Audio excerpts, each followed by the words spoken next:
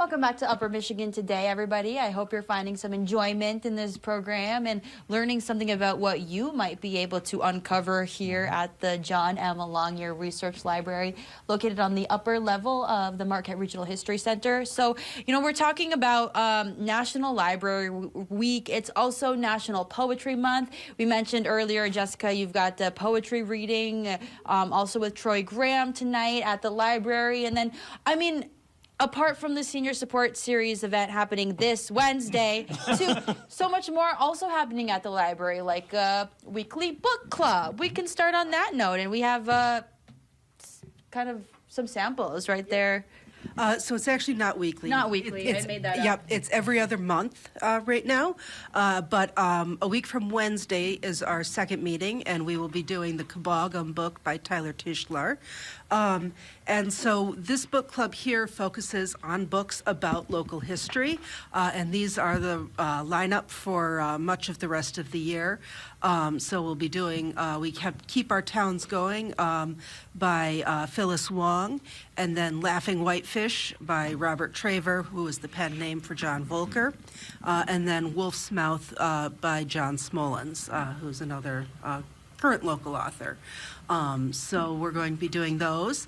And I believe you guys have a book club in conjunction with Peter White, don't you? We do. We have the All Booked Up book club that we have here on Upper Michigan Today, which is also on Wednesdays. It's the final Wednesday of the month, also not every week. I don't know any book clubs that meet once a week. You need a little bit more time to dive and read into it, especially as adults.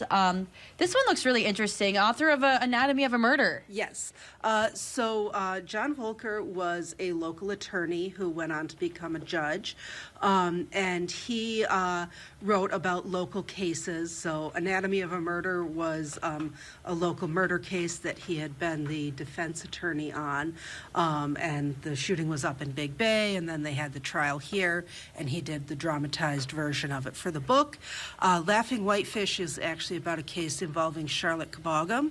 Her father, Maji Gizik, had earned shares from one of the mining companies, and after his death, she took those shares to the mining company to get her inheritance, and they said that because she had been born to a polygamous Native American union, that she wasn't a legal heir, and so they weren't going to give her the money.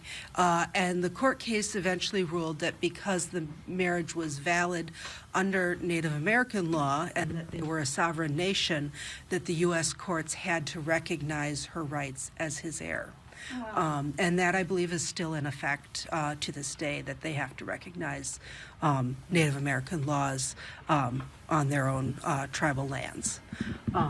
So it was a big case. Yeah, big case. Really sounds really interesting to read about. Jessica, do any of these titles look familiar to you? Do you have them on the shelves at the Negaunee Public Library? Oh, yes. You can get any of these books from your local libraries, including the Negaunee Public Library. So if you need to save some money, you can check these out at your library and join in the book club here at the Regional History Center.